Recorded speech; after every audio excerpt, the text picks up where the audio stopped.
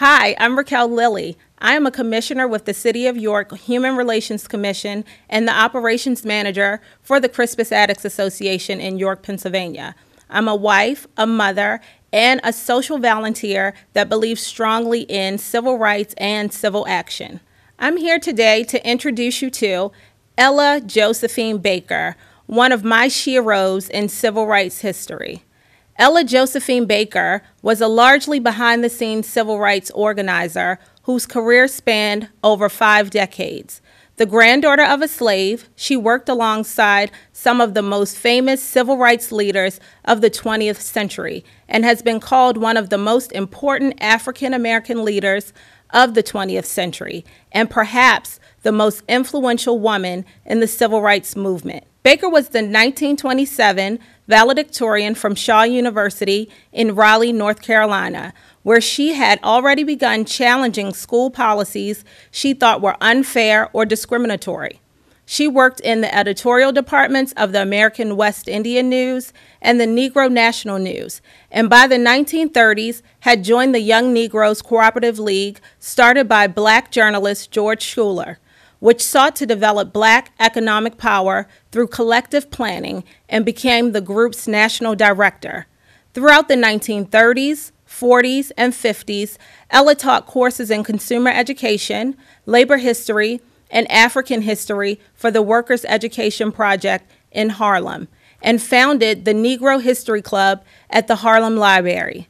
She advocated for widespread local action as a means of change. Her emphasis on grassroots approach to the struggle for equal rights strongly influenced the success of modern civil rights movement. She also worked with the NAACP and was named Director of Branches in 1943, making her the highest-ranking woman in the organization. She even became president of the NAACP New York branch in 1952. Baker believed that the strength of an organization grew from the bottom up and not the top down, and she especially stressed the importance of young people and women in the organization.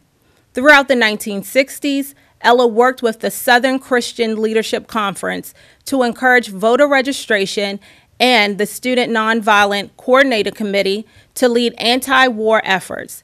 She helped organize the Mississippi Freedom Democratic Party, making sure that African American voters had a voice in a national political parties, and worked on the staff of the Southern Conference Education Fund, which aimed to help black and white people work together for social justice. Ella remained an activist until her death in 1986, and on her 83rd birthday and until the end, Ella Baker believed and fought for the idea of participatory democracy. She wanted each person to get involved individually, and as Ella said, give light and people will find the way.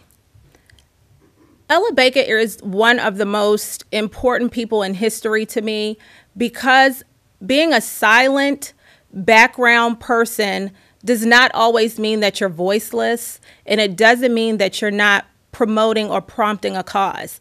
She was a powerhouse. She did a lot of powerful things and influenced a lot of the civil rights movement by not being publicized and televised at all. And for that, I think that's the most honorable person in the world, to just work in the background and still know that you have purpose and share it with other people.